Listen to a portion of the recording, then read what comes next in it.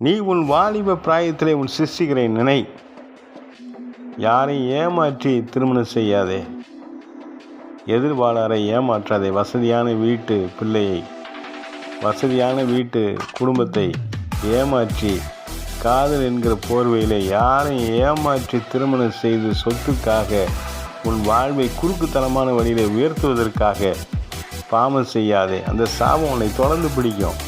உன் வாலிப பிராயத்தில் உனக்கு ஏற்ற துணையை கர்த்தர் தருவார். நீ மனம் திரும்பு. உன் பாவத்தை அறிக்கை செய்.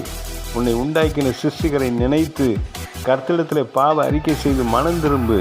உன் பாவ பழக்க வழக்கங்களை மாற்றிக்கொள். வாலிபனே, வாலிப சகோதரியே, உன் பாவம் உன்னை தொடர்ந்து பிடிக்கும். உனக்கு சாபம் உன்னை நித்திய நரகத்துக்குள் தள்ளும்.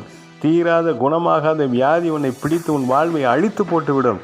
யாரையும் ஏமாற்றாதே, ஏமாற்றி வாழாதே.